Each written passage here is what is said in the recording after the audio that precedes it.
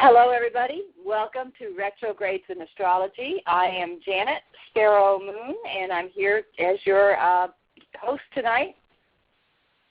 And I have a few attendees already. We may have a few more show up before this is over. I have a really, really quick presentation. I hope to have this done in about 20 minutes or less, and then we'll go ahead and we'll start doing readings for people. And I will be doing readings on screen, so this is going to be a lot of fun. I really love this, being able to show you your chart and point to things.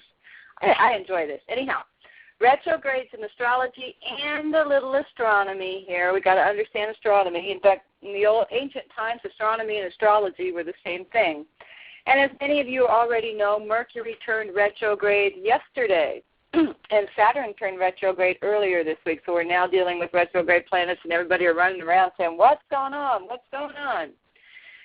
We got lucky. I think it was December and January. I don't think we had any planets in retrograde. That doesn't happen very often. But we're back to retrogrades again, so let's get started. Okay. There we go. Now I have it. What is a retrograde? A retrograde is actually an illusion of a planet moving backward against the background of the sky. It's not, planets don't actually switch directions. We know that. It's just the illusion. All of the planets except the Sun and the Moon never turn retrograde. They'll all turn retrograde sometimes. And the slow outer planets, Jupiter on out, are in retrograde almost as much as they're direct. Jupiter's usually in retrograde about 4 months of the year. Pluto is almost 6 months of the year he's in retrograde. So we don't pay much attention to those slow ones. We pay attention to the fast little Mercury that gets all of our attention. Why does a planet appear to be moving backwards? Why does it? It's called parallax error. It's most easily seen when you're driving. You can see it really clearly if you're driving down the interstate, and you're passing a car. As you approach that car to pass it, it appears to be moving backward against the scenery behind it. And even after you get past it, it still kind of appears to be moving backwards until you get to a certain point, and then you can see it's moving forward again. And it's all just an optical illusion. Parallax, and that's what retrograde is. Okay. Next one. The solar system has lanes of traffic too. The same thing happens here. As the Earth passes a planet or a planet passes the Earth, it will appear to be moving backwards for a period of time. So when you think about that, if they're passing us or we're passing them, that means they're close to us, and we're feeling more of their gravitational force, and that's why we feel it. And even though Mercury is such a very, very small planet, science has now found out, since they've got some satellites over there around Mercury, that Mercury is an extremely dense planet. So even though he's small, even when he comes past us, he's very, very dense, and his gravitation has a strong influence. And that's basically why we notice it so much, this little tiny planet. This is what I've got an example here of the solar system, and these are just the inner planets we have, the Sun, Mercury, Venus, Earth, and Mars.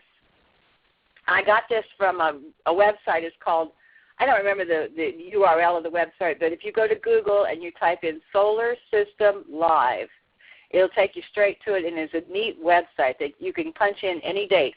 So I punched in yesterday's date, February 23rd, at the exact time Mercury was going to turn retrograde. And let me turn the pencil on here, the pen, so I can mark this for you. And as you can see, right here is Mercury.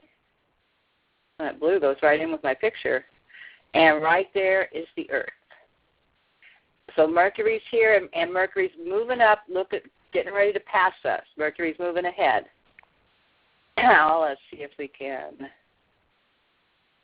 erase all drawings and move on to the next one. Now we're going to look about halfway through Mercury's retrograde.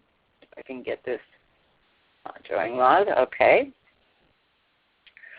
Here we are on March the 6th, and you can see right now, at this point, on March the 6th, Mercury and the Earth are really much side by side. Mercury's kind of like driving right beside us on the interstate there and going past us. And then when we look one more, if this will move for me, here is where Mercury will be when Mercury ends on March 17th, when the retrograde ends. Now Mercury's gotten far enough ahead of us. He doesn't appear to be moving backward anymore, and he'll start moving forward against the background of the sky. That's simple. There's this example of a faster planet passing us as the Earth, a slower planet. Now I have an example here of the whole solar system, not just the inner solar system. Let me turn the pen back on. I just love this little pen. And as you can see, the Earth is right here. Oops, this is not easy to draw with, that little blue mark there. And then Saturn is right here. And Saturn turned retrograde last week on Monday. Now, as you can see, the Earth is still kind of really far behind Saturn. We're catching up to him, starting to pass him. Let me turn this back off now. Erase the drawings and normal non-drawing mode. And we go, now Saturn's retrograde lasts a lot longer. Saturn's retrograde began on February 18th, and it will not end until the 7th of July, a slower outer planet. So we're going to go halfway now. There we go. And I'm going to get my pen out. I just love this little pen. Now the Earth has moved all the way over here. And Saturn hasn't moved much at all. Saturn takes 30 years to orbit the Sun. The Earth will orbit the Sun 30 times in the amount of time it takes Saturn to go around one orbit. So that's why Saturn's retrogrades are so slow. And here we are halfway, and you can see Earth right now is just side by side with Saturn, and he's still looking like he's moving retrograde backwards against the sky. And it's really kind of neat when a planet's in retrograde, especially Jupiter. Let's erase the pencil marks and go back to non-drawing. Especially when Jupiter's in retrograde, because Jupiter is such a bright planet, we can see it really easily in the sky. Saturn's just a little tiny pinprick in the sky, and if you don't know what you're looking for, it's hard to find Saturn. But Jupiter, and what's really neat is when Jupiter's in retrograde, you can go outside the same time every night, and he'll be in the same spot. Even though the Earth is moving, even though the stars are moving, Jupiter will stay in that same spot for the whole time he's in retrograde. It's really fun to watch a Jupiter retrograde all the way through.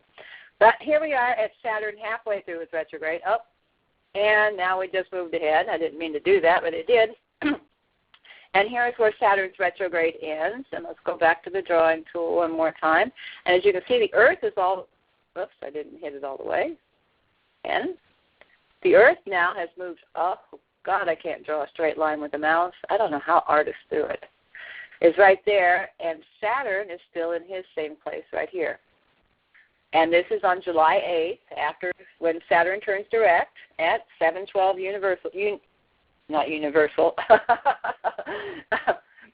anyhow, Greenwich Mean Time. And there we go. Saturn's still pretty much in the same place, and the Earth is past it. And if you look real close right there behind the Earth, there's a little green dot. We'll be in another Mercury retrograde right then. Always when Mercury's in retrograde, he's coming between the Earth and the Sun. Now, outer planets, that's another story. That's Earth coming between the planet and the Sun there. Let's turn the drawings off. And there, we're done drawing.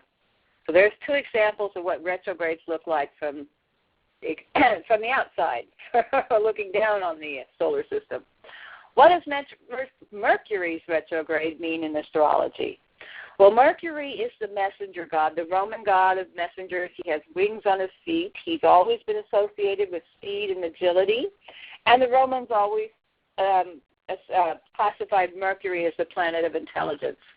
Mercury in astrology rules the mind, communication, and transportation, of course. As I said before, Mercury orbits the Sun about every 88 days. He's fast.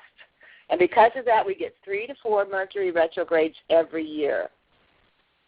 Now, the negative side of Mercury is that when you're looking at an afflicted Mercury, he can be critical, people can be sarcastic, argumentative, or sly. Also, the crimes that Mercury rules are lies and deceitful type crimes like fraud, swindling, forgery. That doesn't mean that's all going to happen during a Mercury retrograde, but let's face it, back in 2008 in October, we had a Mercury retrograde, and we found out a whole bunch of bankers were doing fraud, swindling, and forgery. That all happened during a Mercury retrograde, people. And here we are now, still paying for it. How will a Mercury retrograde affect me? In general, everybody in general, no matter what your sign is, no matter where he's landing in your chart, travel delays. That is so common. In fact, one thing I tell people over and over, if you're planning a vacation and Mercury retrograde's coming, Plan everything in advance. Get everything planned ahead of time, and you should be okay. But do not make plans during a Mercury's retrograde. Yeah, take a notion right now to take off, and you might just regret it. Also, if you're out driving, like if you drive for a living or you're traveling, you're going to have detours likely. And also, if you're out traveling during a Mercury's retrograde, make sure you got a good old-fashioned paper map with you, because your driving system, OnStar or whatever, may fail too, because Mercury rules communication and technology, and he could make that thing screw up for you. And anyhow, misunderstandings are also common under a Mercury retrograde, and I'm not talking about upsets and a little bit of upsets, but this is just simple things like I sent you to the store to get vegetables and you came home with beans. Yeah, bean might be considered a vegetable, but I needed corn and carrots and that kind of thing, those kind of misunderstandings. Digital communication errors, definitely. Banking, double-check any bank transactions, your cell phones. You might not, texts won't get through. Imagine some of us are already experiencing that. The texts aren't getting through. Some of my emails aren't coming through even. Internet, you can have all kinds of Internet communication, Internet confusion. Be very, very careful. Have you heard about all these hackers going on the Internet and your Java and your Flash? Be sure your Java and your Flash is updated, people, because you could get your computer could get hijacked. And also, it can affect computers in general. Back up your hard drive. If you've got some special files on there that you don't want to lose, back it up. There's all kinds of places on the cloud that will give you some space even for free. Back up the stuff you really want to keep. A positive thing about Mercury's retrograde, it's a great time for old friends. Old friends will show up that you haven't seen in a long time. I've had many clients tell me that ex-lovers show up, and often the ones they'd really rather forget, but that's part of Mercury too.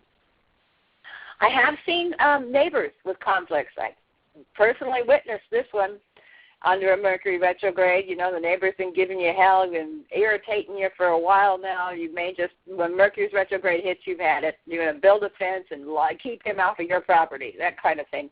Also your siblings, co-workers, and your competitors. If you're in business for yourself, watch out. Your competitors may do something sneaky. Another positive of Mercury's retrograde is cleaning out clutter. Whenever a planet goes retrograde, that means it's time to go back into the past. Mercury just loves it. Mercury rules Virgo anyhow. He likes to keep things clean and neat and organized. And he just loves it. If we take time to clean closets, reorganize files, go through your computer and reorganize your files, clean up those old emails and that kind of stuff, it's a great time for that. Mercury will help you. One other thing I did not mention here on the screen, because it's a little sad, but one thing I have noticed doing this as long as I have is people and pets, even pets, if they're old and they're tired and they're ready to pass over, you'll see more people passing over, especially old people who've been suffering, old pets who've been suffering. They often pass over during Mercury's retrograde. And one other thing I didn't mention, it's a great time for ghost hunting. Oh, gosh, the veil between our side and the other side gets very, very thin during a Mercury retrograde.